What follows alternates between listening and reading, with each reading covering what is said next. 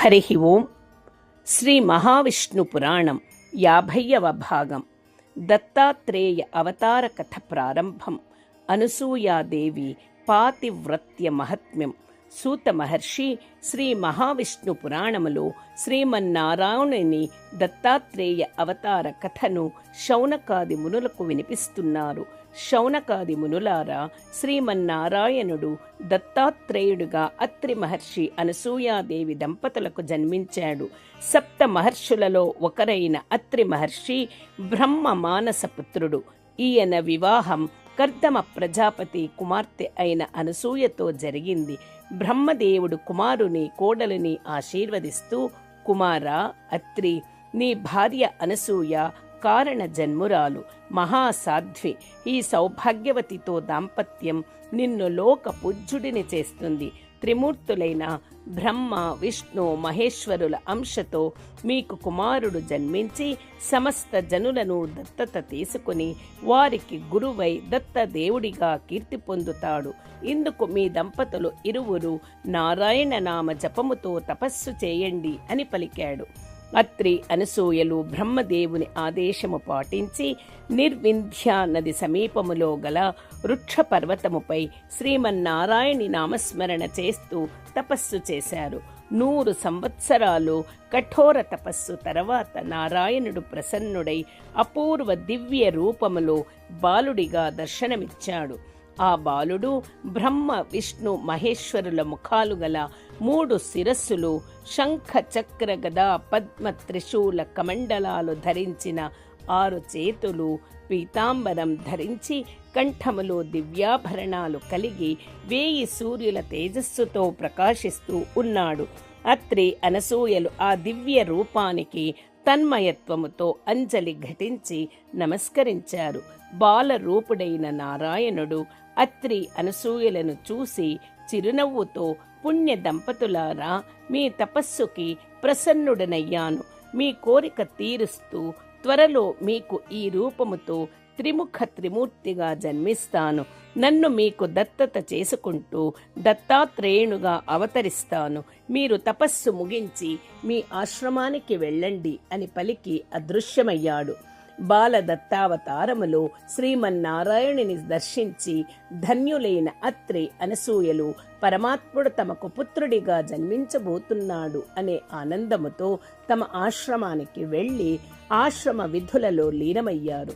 శ్రీ మహావిష్ణువు అత్రి మహర్షి దంపతులకు త్రిముఖ త్రిమూర్తి రూపములో దర్శనమిచ్చి వారికి దత్తాత్రేయుడిగా జన్మించబోతున్నాడు అన్న విషయం ముల్లోకాలలో వ్యాపించింది. ముల్లోకాలలో చర్చ మొదలయ్యింది. భగవంతుని పుత్రుడిగా పొందే విశిష్టత ఆ దంపతులకు ఎలా లభించింది? అత్రి మహర్షి బ్రహ్మ మానస పుత్రుడు కాబట్టి భగవంతునికి తండ్రి అయ్యే అర్హత ఉన్నది. అనసూయ కేవలము కర్దమ ప్రజాపతి కూతురు, అత్రి మహర్షి భార్య. భగవంతునికి తన గర్భములో జన్మనిచ్చేటంత గొప్పదనం ఆమెలో ఏముంది? అంత మహాపాతివ్రత్యం గలదా? ఈ చర్చలకు ముగింపు పలికి అనసూయాదేవి గొప్పదనం లోకానికి చాటాలని దేవర్షి నారదుడు అత్రి మహర్షి ఆశ్రమానికి వచ్చాడు. బ్రహ్మ మానసపుత్రుడైన నారదునికి అగ్రజుడు అంటే అన్నగారు అత్రి మహర్షి అవతాడు. అన్నగారి భార్య అనసూయాదేవి వదిన మరియు మాతృ సమానురాలు. అందుకే నారదుడు అనసూయాదేవి పాతివ్రత్య మహిమ లోకానికి తెలియచేయాలి అనుకున్నాడు. అత్రి మహర్షి నారదుని అర్ఘ్యపాద్యాదులతో సాదరంగా ఆహ్వానించాడు. అనసూయ మరదైన నారదుని పుత్ర వాత్సల్యముతో చూసి, నాయన, రాకరాక మా ఆశ్రమానికి వచ్చావు. మధ్యాహ్నం అవుతోంది. మీ అన్నగారితో పాటు భోజనము చేసి వెళ్ళు అని ఆప్యాయంగా పలికింది. నారదుడు, అలాగే తల్లి, ముల్లోకాలు తిరుగుతుంటాను కదా, నా భోజనానికి అవసరమైన గుగ్గిళ్ళు వెంట తెచ్చుకున్నాను. వీటిని నాకు వండి వడ్డించుము, అన్నగారితో కలిసి తింటాను అని తన మూట విప్పి గుగ్గిళ్లను ఆమె ఇచ్చిన పాత్రలో వేశాడు. అవి ఇనుప గుగ్గిళ్ళు. అనసూయకు వాటిని చూడగానే అర్థమైంది నారదుడు తనని పరీక్షించడానికి వచ్చాడని. భర్త అత్రి మహర్షి వంక చూసింది. అత్రి మహర్షి ప్రశాంతంగా మందహాసము చేస్తూ ఉండమన్నట్లు చూశాడు. వండమన్నట్లు చూశాడు. నారదుడు గమనించి అనసూయతో, ఈ గుగ్గిళ్ళు వండటానికి నీకేమన్నా అభ్యంతరమా తల్లి అని అడిగాడు.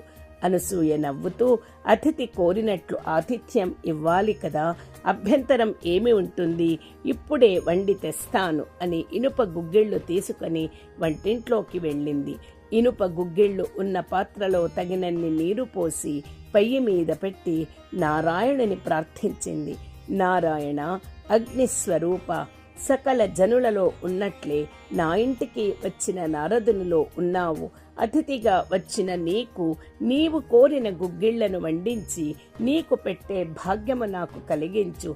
నా నిర్మల పతిభక్తిని, పాతివ్రత్యాన్ని నిరూపించు అన్నది. అగ్నిదేవుడు కట్టెలు లేని పొయ్యిలో ఉద్భవించి ప్రజ్వరిల్లాడు. పాత్రలోని ఇనుప గుగ్గిళ్ళు ఆ అగ్ని జ్వాలలకి చూస్తుండగానే నిమిషాలలో ఉడికి పక్వమయ్యాయి. అనసూయ తెచ్చి నారదునికి విస్తరిలో వడ్డించింది.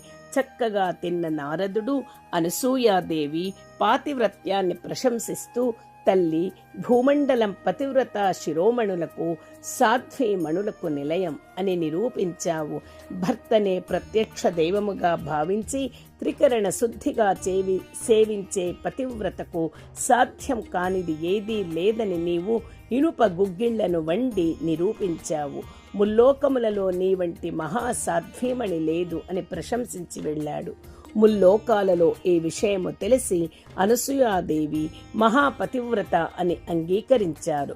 త్రిమూర్తుల పత్నులైన సరస్వతి, లక్ష్మీదేవి, ఉమాదేవిలకు ఈ విషయము తెలిసి తమను కలవడానికి వచ్చిన నారదునితో, నారద, భూలోకములో మాత్రమే పతివ్రతలు ఉంటారా, నీకు ఇంకెక్కడైనా కనిపించలేదా అని విమర్శించారు.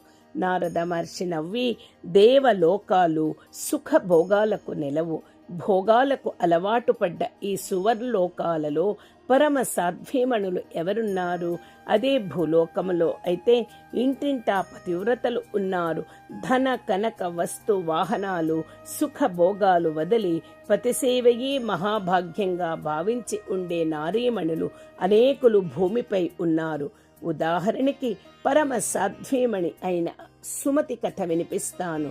బ్రాహ్మణ వంశములో పుట్టి కర్మల ఫలంగా కుష్టు రోగముతో బాధపడే కౌశికుడి పత్ని అయిన సుమతి పాతివ్రత్యాన్ని గురించి చెబుతాను వినండి అని సతీ సుమతి కథ చెప్పసాగాడు. హరి ఓం తత్సత్. శ్రీకృష్ణార్పణమస్తు.